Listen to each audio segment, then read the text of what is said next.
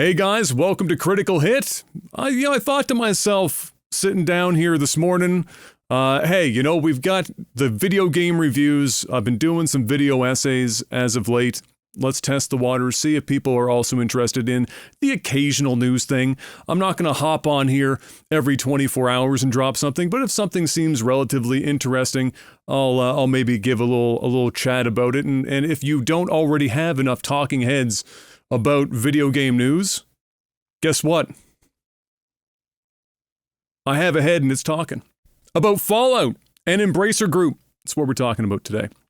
The Fallout game specifically in relation to the show, and then Embracer Group no longer being the Embracer Group, I guess, is how you'd have to describe that. But let's start with Fallout. So the Fallout TV show with Amazon Prime has done wonders. Very successful show indeed. They've already renewed for season 2. I enjoyed it. My better half enjoyed it as well. She never even played the games, and she greatly enjoyed it. And having played the games myself, obviously it's not a perfect and nor could it likely have ever been one-to-one mapping of the game worlds and whatnot. I think they did a really good job. I enjoyed it for what it was, and I look forward to seeing what they do with season 2.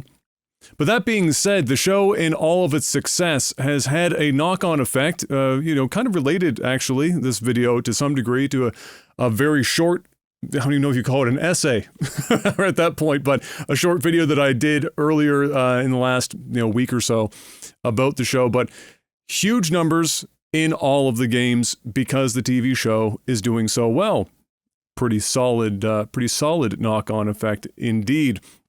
And so let's talk about some of those numbers, because Bethesda themselves actually just talked about this, I think, yesterday, if I'm not mistaken, where they said that some 5 million people played Fallout, and that's across anything under them with the name Fallout on it, in a single day.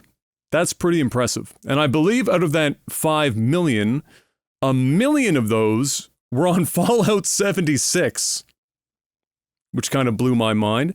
And then the rest spread out across the other games. But to get more into the numbers that we've got, and the numbers I have are the numbers that you'd be able to find as well. It's on SteamDB. And so I can't obviously talk in regards to the numbers for Game Pass, of which for Fallout 76 specifically, that's going to be pretty substantial. And I don't suspect that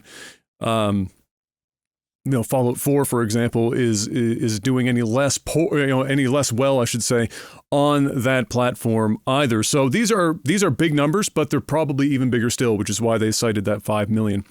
But if we take a look over at SteamDB for Fallout 4, for example, its all-time peak on its launch was just massive. I mean, I played and reviewed that game at launch. And I never remembered it being such a high peak, but apparently it was, of 472, just shy of 473,000 people. And that was back in 2016, which, if you account for the year, that's a lot of people. And then after that, it dropped off sharply, as most single-player games do, and it, averaged around a honestly respectable, let's call it 20,000 people for the longest time, all through the years. Until more recently, where, of course, the show came out, and now it hit 164,000 people here the other day. From 20,000 to 164,000. I don't know exactly, of course, how many of those people are returning players that are just like, oh, the nostalgia, I needs to play some Fallout 4. And then how many of them are new players, I have no idea. I have to suspect there's a number of new players there, but regardless, that is a huge leap and quite an impressive feat for a game that's as old as it is. I can't say that I thought Fallout 4 was the greatest game I had ever played. When I reviewed it back in the day, I said it was the canary in the coal mine for Bethesda titles moving forward in regards to them kind of slacking off in a number of ways. However, obviously, I'm in the minority because this game has got phenomenal reviews on Steam. Well, phenomenal might be pushing it, but it's very positive. It's very positive. And in the last 30 days, it's received 7,700 plus reviews out of its all-time 223,000. So that's when you take into consideration how much it takes to actually get somebody to sit down and even just press, the thumbs up or thumbs down button on even YouTube, Oh, whatever.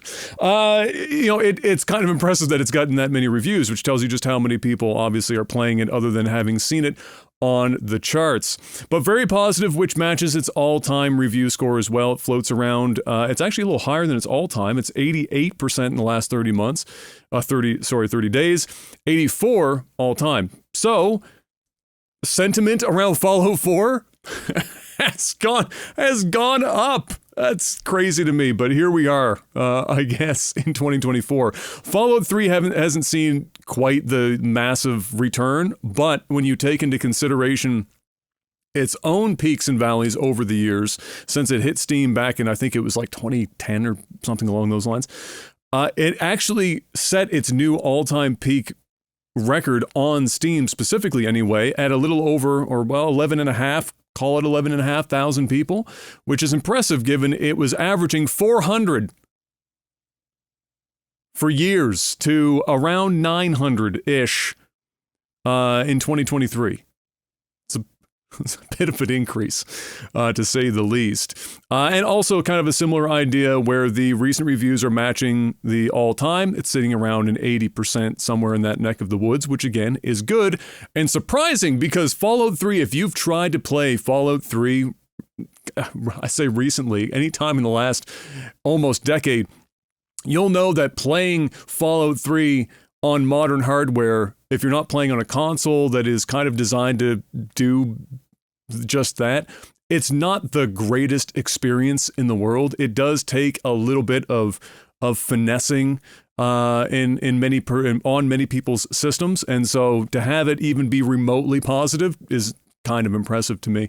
I did enjoy Fallout 3 back in the day when it first came out. It was another not so perfect Bethesda game, but it did kind of pull me into Bethesda's version of Fallout. I'll admit I was not around playing the original Fallout games back in the day, and I do want to do that in the future so that I say that I have and that I can compare the two. But Fallout 3 was a great introduction for me for Bethesda's version of the universe, and I really dug the aesthetic and what they were going for.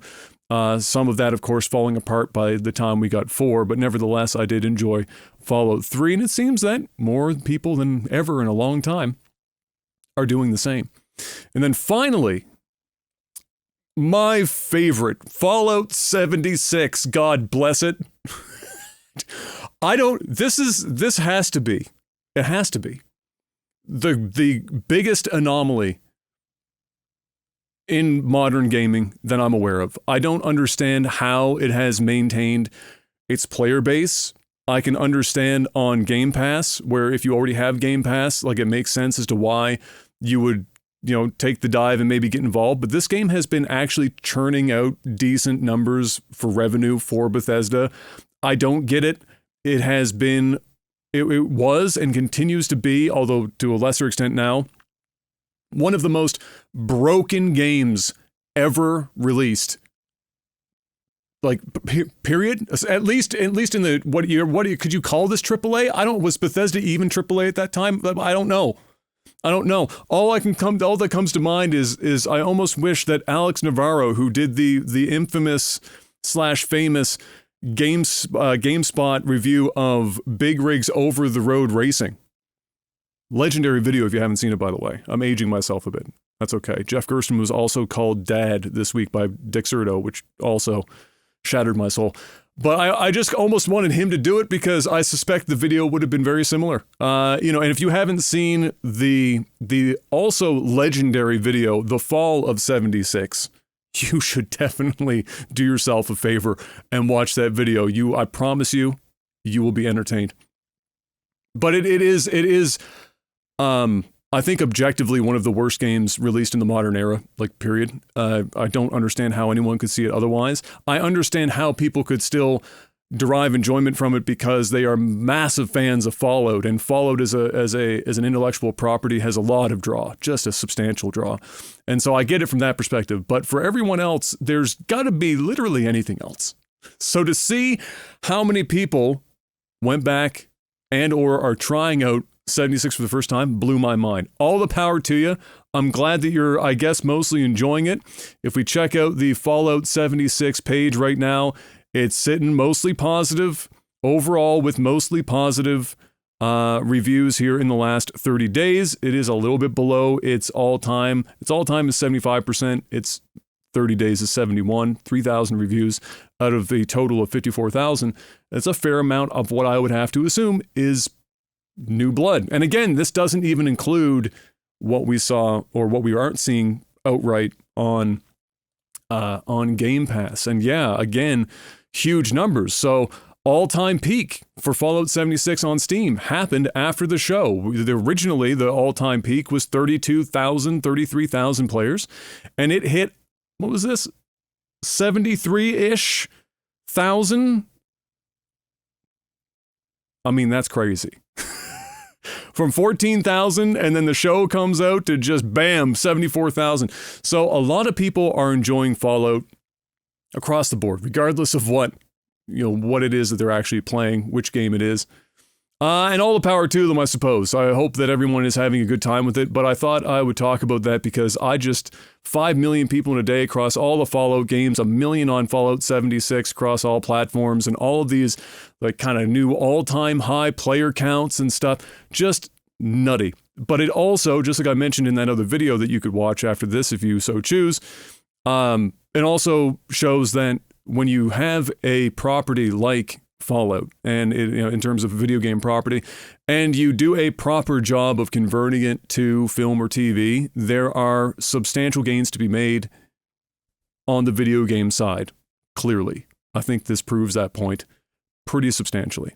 So there you go. The next thing I wanted to talk about in this video today was Embracer. And I say was Embracer, I suppose, because Embracer was, and now they are not, I guess, and at least not in the form that they were. So this week, in fact, what was this? Some of this news is just as early as yesterday, and I think 2 days ago might have been when we first saw this news break about their moves.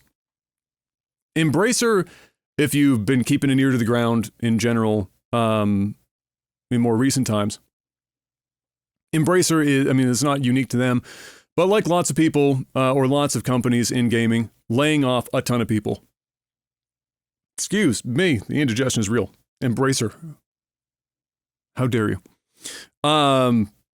But just a lot of layoffs and a lot of game cancellations as well. In fact, if I'm not mistaken, if I go hunting through here, in February of this year, and this comes by way of GameSpot's article, Embracer disclosed that it canceled 29 unannounced games and laid off nearly 1,400 people in the previous 6 months as part of its previously announced restructuring efforts. So that's been an ongoing thing. A lot of this happened on the back of a deal falling through with a Saudi Arabian entity. What's the name of this company? Savvy Games. I believe that it was a billion plus possible dollar deal, if I'm not mistaken. The details of which I'm sure you could, if you wanted to find out more about this, go and dig up. But it was a massive deal. It fell through in kind of the 11th hour, and then that coupled with the same market and non-market reasons that many companies have been laying people off, all culminated in this kind of situation. A lot of games canceled, a lot of people laid off. And furthering that, I suppose to try to lessen the blow even more so, they have decided to split themselves up into 3 separate entities. So Embracer Group is no longer a group in the sense that they're no longer together. Like the Backstreet Boys and NSYNC, all of them have their own projects and they all want to go their separate ways. The 3 groups are Asmodee, Coffee Stain and Friends, and Middle Earth Enterprises and Friends. I'm not really following why the and Friends was necessary in 2 out of the 3. I also would like to know why Asmodee's not allowed to have friends. Asmodee's by themselves. They're not allowed to have even acquaintances, apparently. And so only 2 of the 3 are allowed to have friends over after school. Bit of a weird naming convention for sure. I don't know. Like I said, I don't know why you would ever go that route. I don't know if it's supposed to like soften the public perception of these individual groups. But we can go into some more of the specifics here via GameSpot as to what the makeup of these are. So Asmodee is over 300 individual intellectual properties, mostly in the tabletop games category. They have licenses for all sorts of stuff here, including Game of Thrones, Lord of the Rings, and more. They also have their hands apparently on Exploding Kittens and Catan. And so that is a pretty substantial tabletop group. That arrangement that is going on here with Asmodee, it's a new financing agreement with several banks, apparently, to try and help repay some of the existing debt and reduce the leverage they have on the company. The value of that now separate entity is just shy of $1 billion. It's $960 million. Sizable group. Next up, Coffee Stain and Friends will, quote, better showcase its high margin profile and strong cash flow. If you don't have a strong cash flow, see your doctor.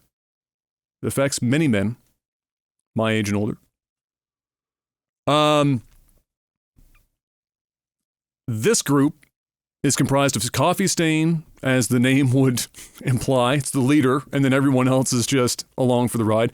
Coffee Stain, Ghost Ship, Tarsier, or Tarsier, I don't know how to pronounce that, if I'm going to be honest with you. Tuxedo Labs, who probably shows up, does nothing, and leaves. Amplifier Game Invest, and publisher THQ Nordic. And thank God THQ is somehow, whatever form that's in, I'm going to feel real bad when that one goes away, because THQ is, of course, part of my upbringing. This company will have more than 200 intellectual properties in its portfolio, including Deep Rock Galactic, Goat Simulator, very important, Satisfactory, Wreckfest, Teardown, and Valheim, which it apparently partly owns. There's also free-to-play titles under this as well, like Cryptic, and published titles based on IPs like Star Trek Online. So that's what makes up Coffee Stain. And then finally, Middle-earth Enterprises and Friends, not to leave the Friends out, will primarily focus on the Lord of the Rings IP, as the name would imply. And this company owns studios like 4A Games, Flying Wild Hog Studios, Dam Buster Studios, Crystal Dynamics, Tripwire, Eidos Montreal, Vertigo Games, and Warhorse Studios, alongside publishers PlayOn, I think that's how you pronounce that, Free Mode, and Dark Horse. It also has a strong group of IPs like Dead Island, Metro, Tomb Raider, Kingdom Come Deliverance, and some other high-profile titles. That's kind of like their more mainstream video game group, as it were. That's where they're at this point. I want to say that it wouldn't shock me if they have more restructuring coming. It wouldn't shock me if they have more layoffs coming now that they've split this into 3. It sounds like Embracer, or what used to be Embracer, is in a position in which they are aggressively cutting back absolutely everything to attain some balance, some stability where they have none. I think it goes to show, if anything, that many of these groups, Embracer Group, no pun intended, but in many of these companies clearly overinvested, overspent during a time where money was pretty much flowing like water. And now, unfortunately, there are effects of this that are resulting in job loss and otherwise that perhaps did not have to exist, at least not to the degree that they do. So it's a pain in the arse. I don't think anyone's thrilled when this kind of stuff happens, but at the same time, hopefully they can keep their head above water, because you wouldn't want to lose more. You know what I mean? You wouldn't want to lose more. But that's kind of where Embracer is currently sitting as well. So very interesting. I still don't quite follow and Friends. It's almost insulting, because the name of the groups are kind of like the lead IP, or the lead studio, and then everyone else that's under there, it's like, oh, and yeah, they're allowed to come too. It's almost insulting. But that's it for today. This is kind of like a mini test. So if you've enjoyed this video, let me know in the comments. Let me know what you think about these stories as well. What do you think about Embracer, a group that, I keep wanting to say group, a company that bought many other games companies up over the last few years now, suffering on the back end and other people under them, unfortunately, suffering as well. And then let me know what you think about Fallout games kind of having this massive resurgence as well. Are you part of that, oh God. Are you part of the group of people playing Fallout? Again? Did you ever stop? I'm going to leave before I say the group one more time. Thank you once again for stopping by. Hit the like button, subscribe if you're feeling fancy. Criticalhit.com if you want to read the articles and reviews and stuff before they become a YouTube video, if they ever do. And if you want to financially support this stuff, patreon.com/criticalhit. Thanks again, guys, and I'll see you on the next one. Peace.